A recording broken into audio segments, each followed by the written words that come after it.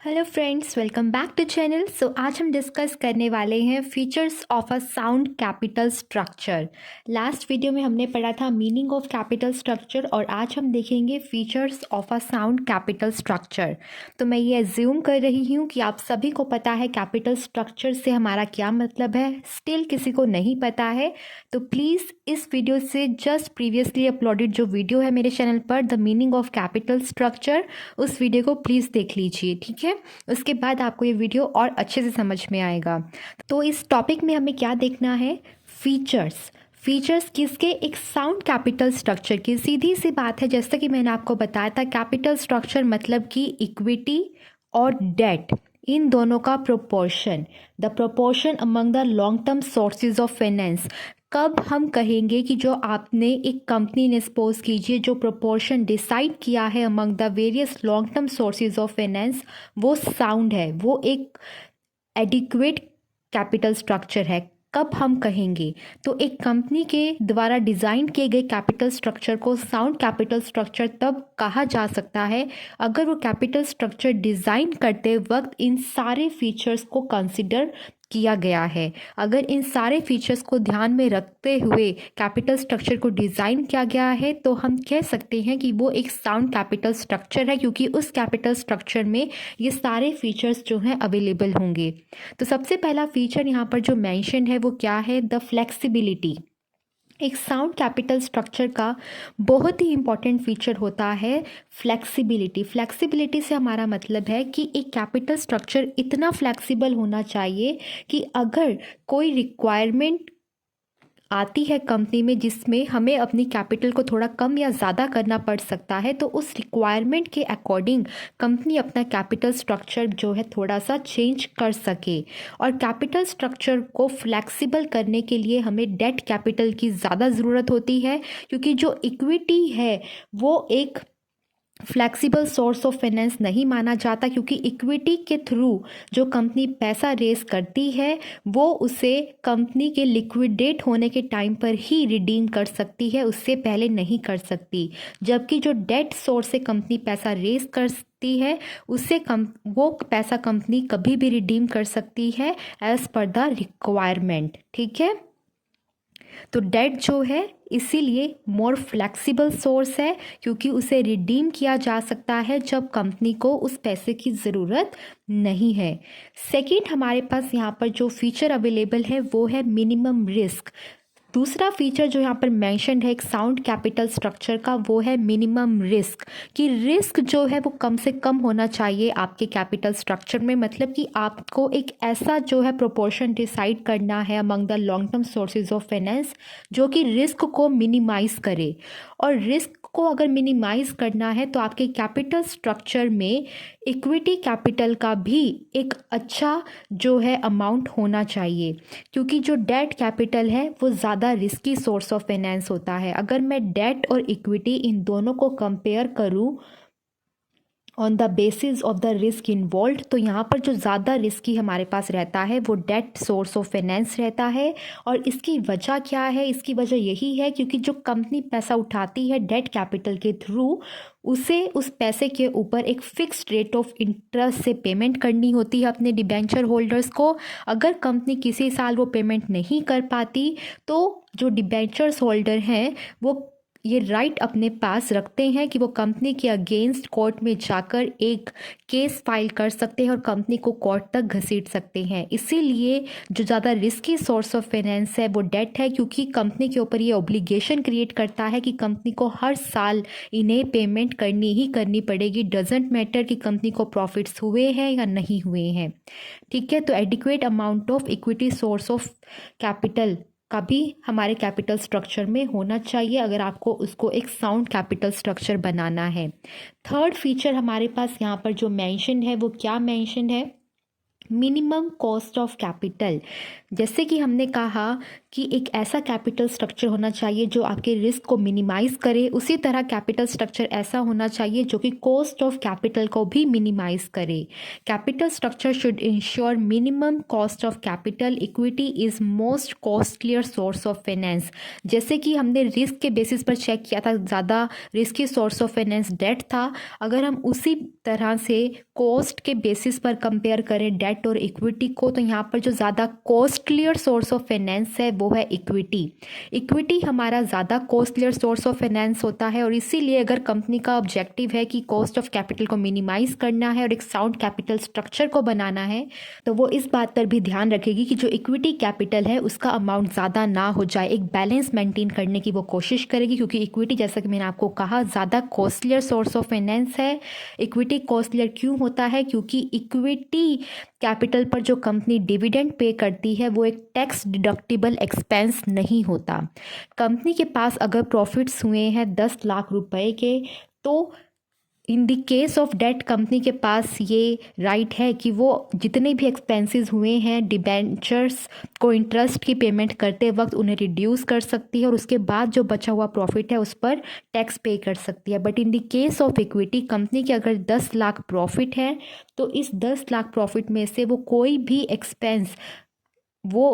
भी एक्सपेंस जो कि उसे हुआ है at the time of the payment of dividend, मतलब कि डिविडेंड जो उसने कंपनी ने पे किया है, अगर 10,000 का पे किया है तो वो उसे as a tax deductible expense show कर ये डिडक्शन नहीं ले सकती। उसे 10 लाख के अमाउंट पर ही टैक्स पे करना होगा। ठीक है, तो यही वजह है कि हमें डेट और इक्विटी में एक बैलेंस बनाकर रखना होता है अगर हमें एक साउंड कैपिटल स्ट्रक्चर चाहिए। ना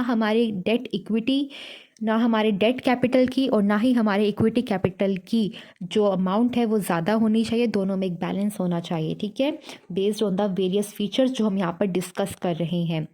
फोर्थ हमारे पास यहाँ पर जो फीचर लिखा है वो है मैक्सिमम प्रॉफिटेबिलिटी। हर ऑर्गेनाइजेशन का, हर बिजनेस का ये ऑब्जेक्टिव रहता है कि प्रॉफिटेबिलिटी को मैक्सिमाइज करना है। ठीक है, और इसी फीचर को ध्यान में रखते हुए जब भी कंपनी अपना कैपिटल स्ट्रक्चर डिज़ाइन करती है तो उसे ये ध्यान में रखना चाहिए कि अगर वो डेट कैपिटल से पैसा उठा रही है तो वहाँ पर कितना जो है इंटरेस्ट रेट है। अगर वो 10% है तो अब उसे ये भी देखना चाहिए कि अगर उसने जितना पैसा डेट कैपिटल से उठाया है उससे परचेज जो भी वो असेट्स करेगी, उन असेट्स के बेसिस पर वो कितना रिटर्न अर्न कर सकती है। ठीक है, यहाँ पर सब कुछ लिंक होता जा रहा है, आपको ये बात समझनी पड़ेगी। सपोज कीजिए कंपनी को 10 लाख रुपए की ज़रूरत थी अपने बिजनेस को रन करने के लिए। उसने 10 लाख रुपए में से 8 लाख रुपया डेट कैपिटल से उठा लिया।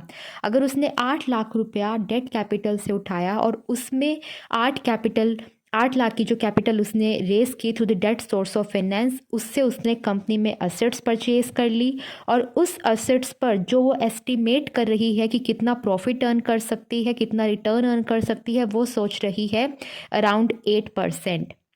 और डेट सोर्स पर जो इंटरेस्ट पे करना है वो है 10%।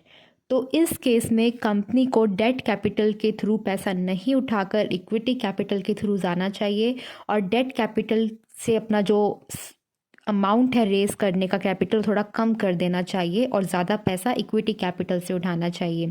बट यहीं पर अगर अपोजिट हो जाता कि 8% रिटर्न की बजाय कंपनी 10% से ज़्यादा रिटर्न करने का जो है एस्टिमेशन लगा रही होती, कि कंपनी को लग रहा है अपने सिनेरियोस को कंसिडर करते हुए कि उन असेट्स पर कंपनी 12% का जो है रिटर्न अर्न कर सकती है, और डिबेंचर होल्डर्स को जो इंटरेस्ट पे करना है वो 10% के रेट ऑफ इंटरेस्ट से करना है, तो इस केस में कंपनी ज़्यादा फोकस किसके ऊपर कर सकती है? डेट कैपिटल की तरफ ज़्यादा जो है दबाव दे सकती है, और डेट कैपिटल से ज़्यादा पैसा इकट्ठा कर सकती है as compare to the equity capital. ठीक है, तो यहाँ पर इस प्रॉफिटेबिलिटी पॉइंट ऑफ व्यू के बेसिस पर भी हमने समझ लिया कि किस तरह से चीज़ें अफेक्ट करती हैं while designing a capital structure. और अब हमारे पास नेक्स्ट लिखा है वो है retaining control. To ensure this, debt should be preferred over equity capital while determining a capital structure because debt holders do not possess voting rights. अगर एक कंपनी चाहती है कि वो अपना जो कंट्रोल है कंपनी के शेयर होल्डर्स चाहते हैं कि उनका जो कंट्रोल है कंपनी के ऊपर वो कोई और ना छीने।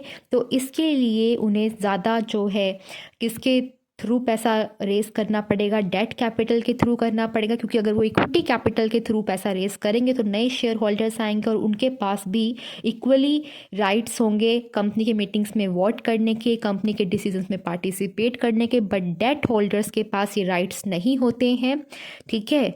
इसीलिए कंपनी ज़्यादा फोकस करेगी डेट कैपिटल के थ्रू, अगर कंपनी के जो शेयर होल्डर्स हैं वो कंट्रोल नहीं छोड़ना चाहते हैं और कंट्रोल बिल्कुल भी नहीं देना चाहते हैं, ठीक है। तो इस पॉइंट ऑफ व्यू से अगर हम कंसिडर करें तो हमारे पास जो इक्विटी कैपिटल है वो प्रेफर नहीं की जाएगी ओवर द डेट कैपिटल, और मेजर जो प्रोपोर्शन है कैपिटल का वो डेट सोर्स से इकट्ठा किया जाएगा, रेस किया जाएगा, ठीक है। तो साउंड कैपिटल स्ट्रक्चर के जो फीचर्स हैं वो हम पढ़ रहे हैं। Flexibility, minimum risk, minimum cost of capital, maximum profitability और कंट्रोल कंपनी का जो है ना जाए दूसरों के हाथ में।